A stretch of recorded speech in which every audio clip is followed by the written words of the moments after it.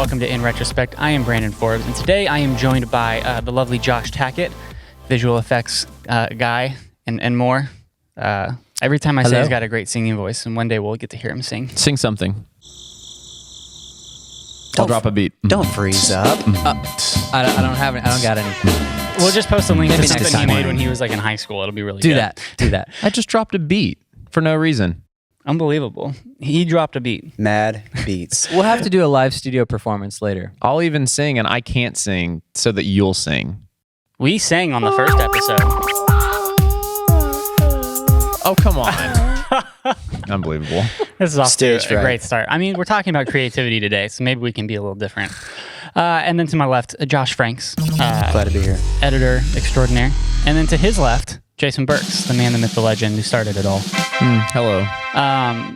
And today we are talking about creativity, how to kind of keep those creative juices flowing, and handling kind of writer block, especially in the season of, COVID and everybody working from home. It can kind of be hard to come up with new ideas, especially with projects that are either being pushed or coming up with new ideas to, generate revenue. But I figured we would just kind of chat about that. Does anybody want to start us off? All right. So, I have lots of theories on creative. And I think this is an interesting time to talk about it because I feel like creative has always been relative to emotion. And I think that most of the things that we create, the idea, whether it be whatever movement we cause, it is created by spurring an emotion. And emotion is caused by the culture or the world or the environment or the life that you live. And so I will say, even though I'm, definitely ready for things to get back to normal if they ever do, the world is different now.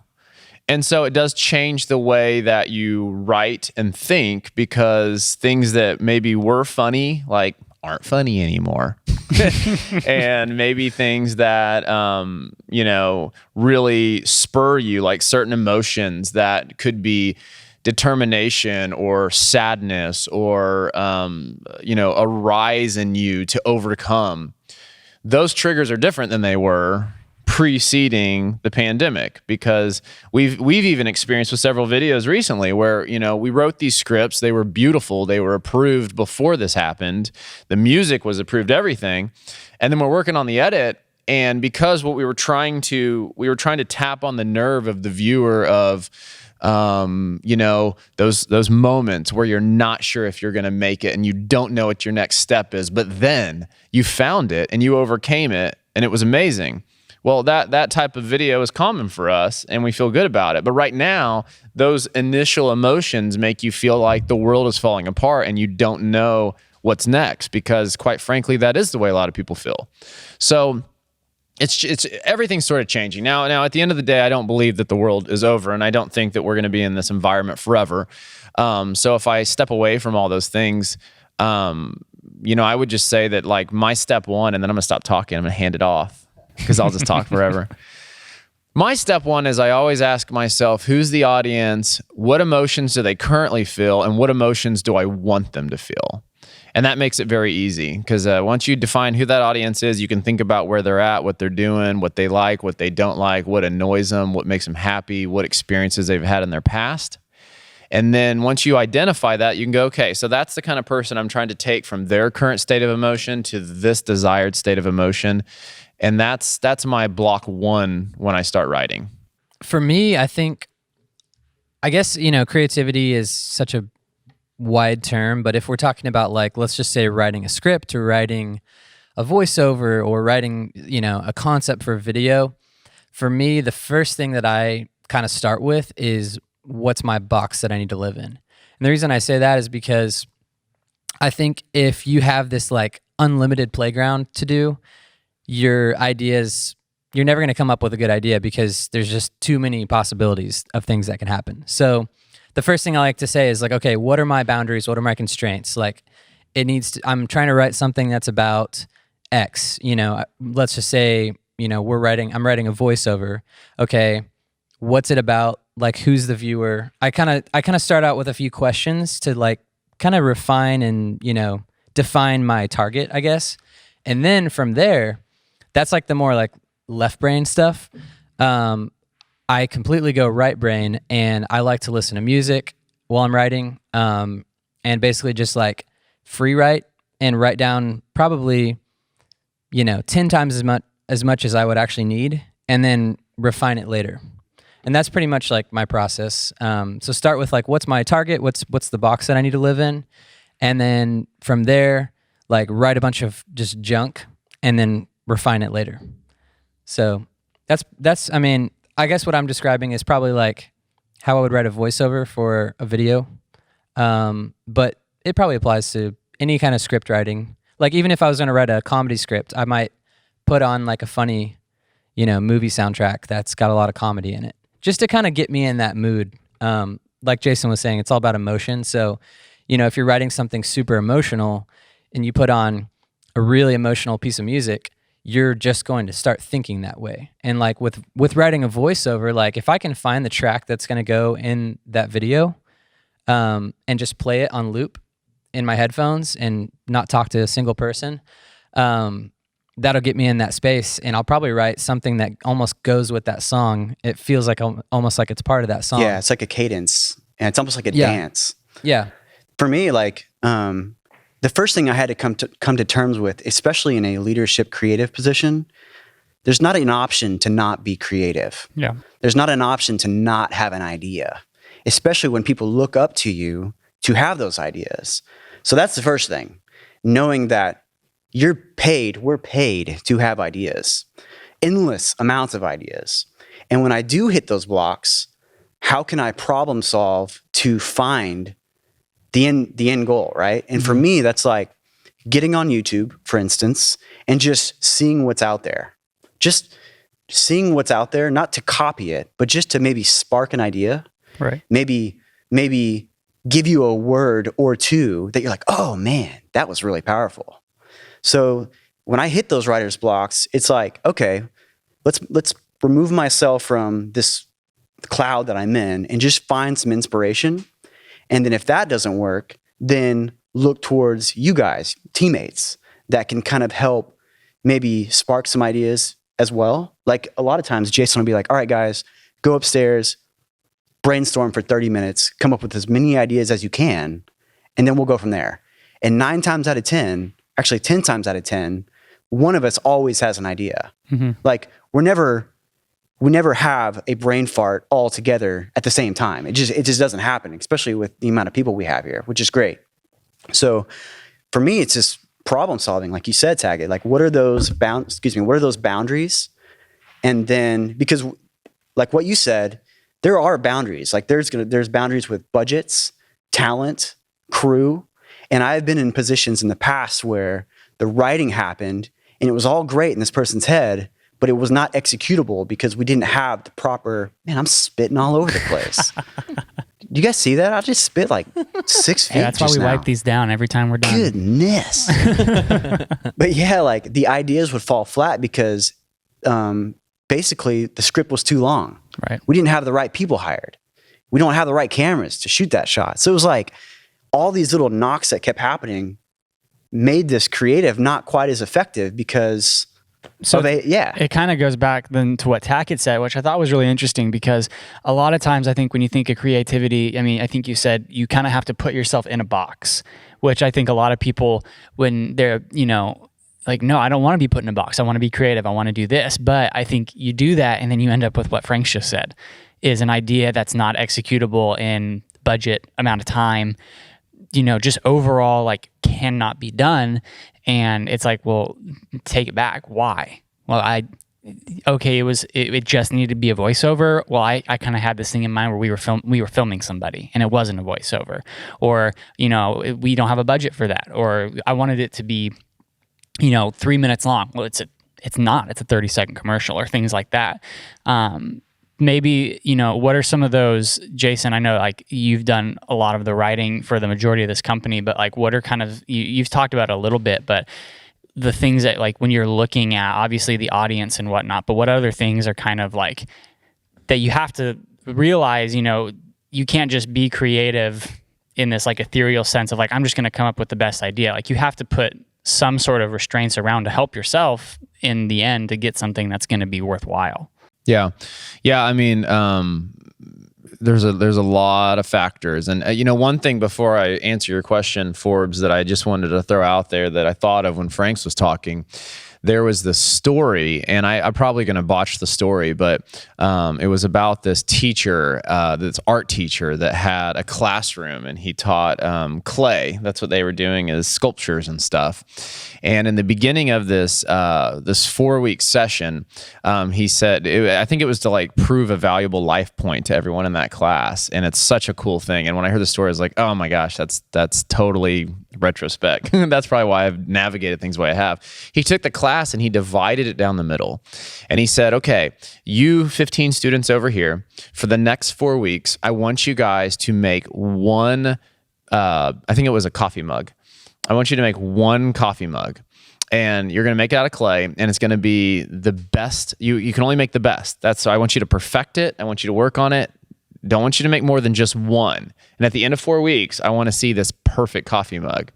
And then he said to the other half of the classroom, I want you to make as many coffee mugs as you can for the next 4 weeks. And at the end, we're going to see who created the best coffee mug.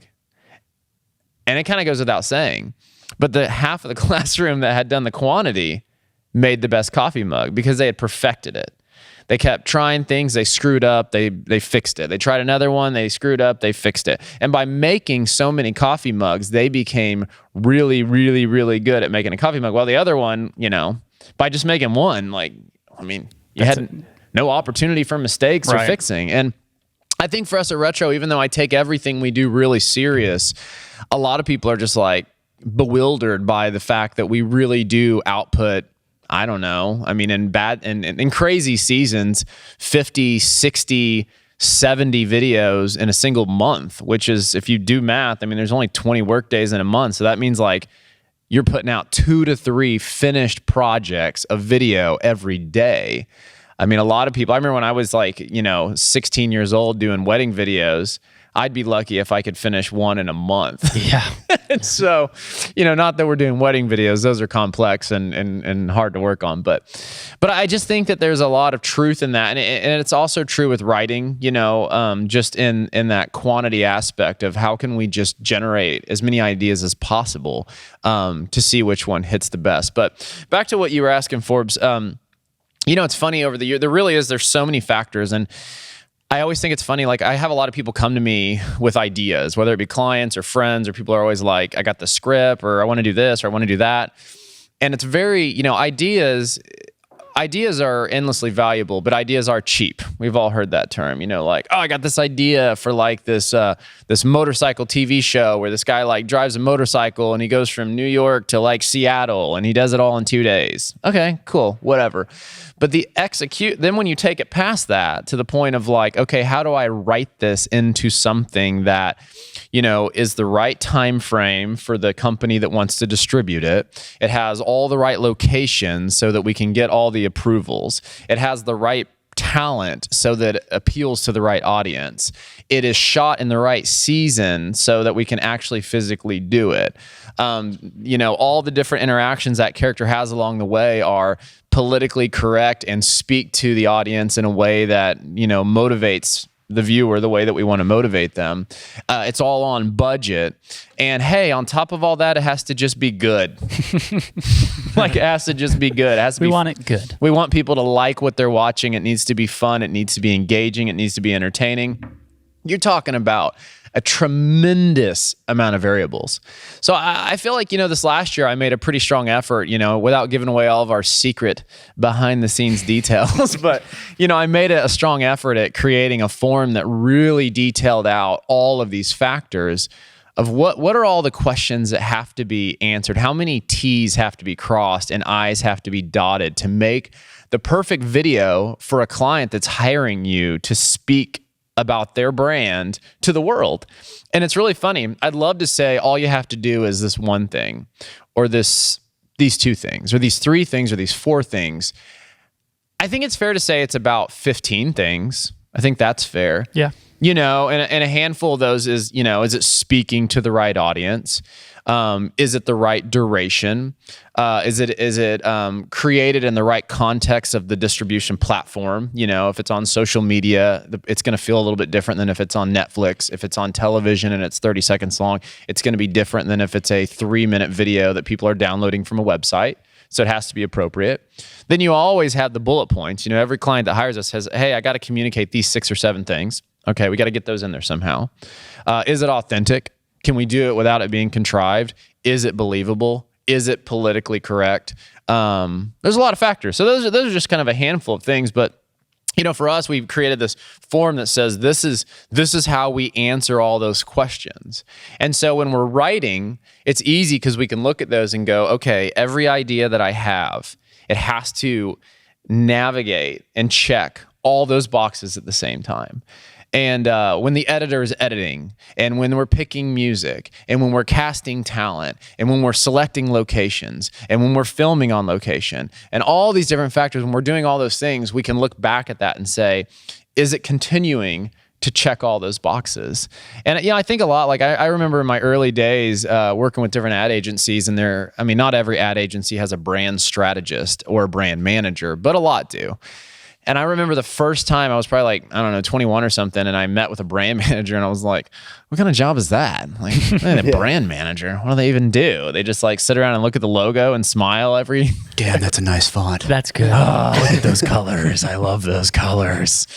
But then like now it's like funny because I'm like, oh my gosh, that's a real position, because you think about taglines and the voice that you speak from, and the way you communicate, and the way things are received, and where do you even run advertising, and how would it be received well, and how do you not offend your core audience? And those are real things. Yeah. And so all the things that a brand manager does, I mean, we essentially have to do that every single time we create a video, because video is one of the few mediums where you are speaking to all the senses. It's visual, it's audible, it's emotional, it's psychological, it's literal. There's so many things going on where it's not just like a logo where you just look at it and you're like, I either like the colors or I don't. Like, logos don't normally like offend people, but videos can offend people. So I'll say this. There's something to be said about putting a little pressure on yourself. For instance, if you say, I'm going to give myself a week to do this, you're going to take every minute of that week to put something out. And then during that time frame, you may not even get anything accomplished until the last hour. Right.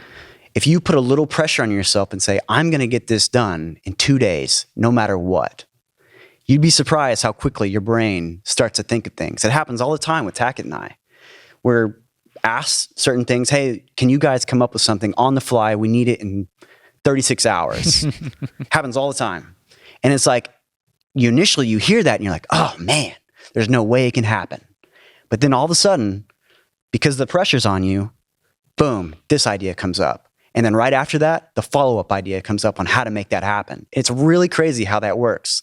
But I think in general, like if you start putting a little bit of pressure on yourself, you'd be very surprised on how much you can actually achieve and the stuff that comes out of your brain. Yeah. It's pretty exciting. I mean, just in general. I think what you're talking about is a time constraint, which is just another one of those constraints that we've been talking about. Like the stuff that Jason's talking about is a list of different constraints that have to do with the project, have to do with the client, the brand.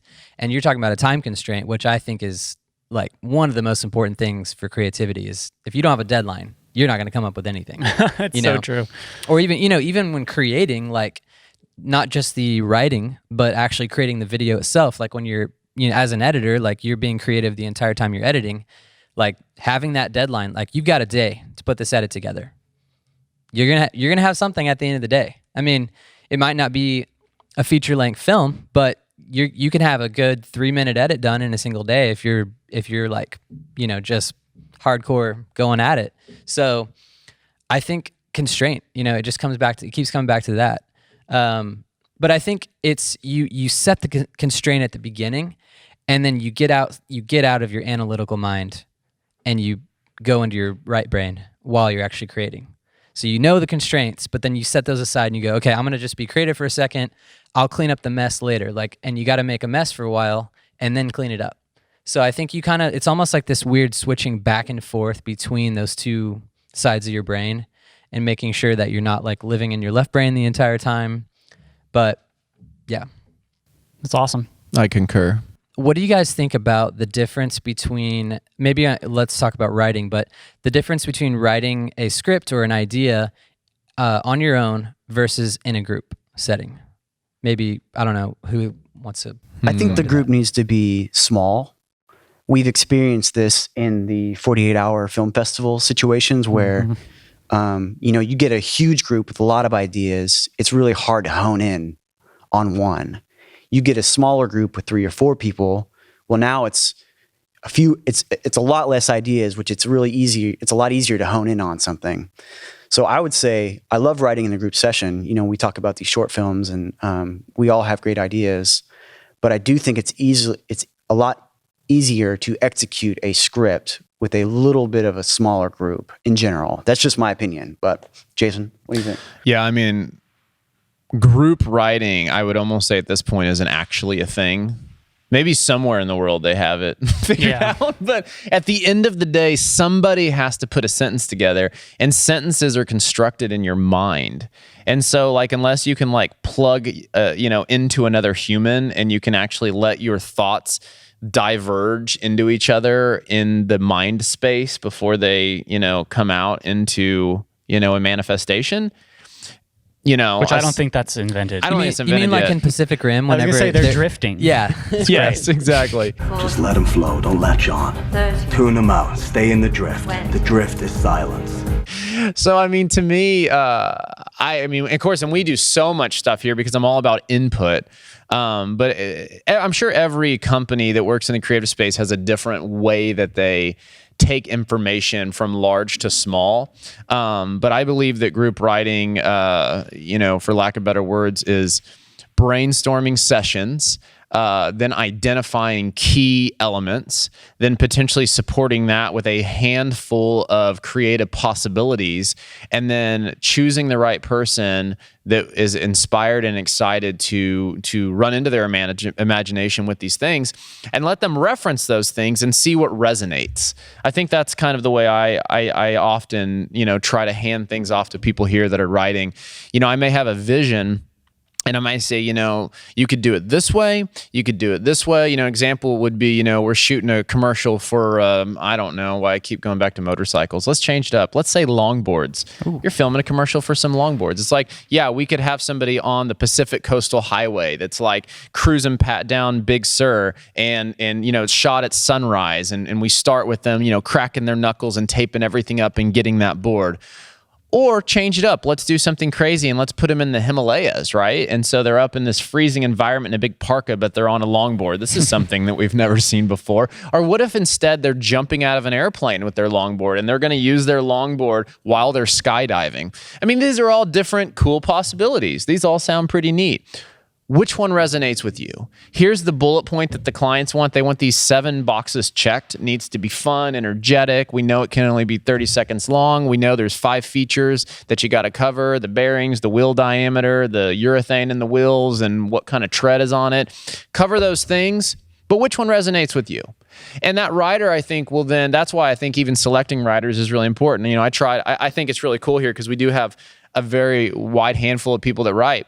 And some people come from lots of different ages, like I may talk about like Dave Mirra and the X Games in the 90s because I grew up then and I love that stuff, And then half the group's like, who is that? Yeah. Who's Dave then Mirra? Then you got like Callan and Haro Bikes. Come on, man. He like won the X Games, like the street and the vert. Well, anyways, but then you got like Callan and you got even, Cass, who are both super young, and they're like, these guys were gone before they were even born. You know what I mean?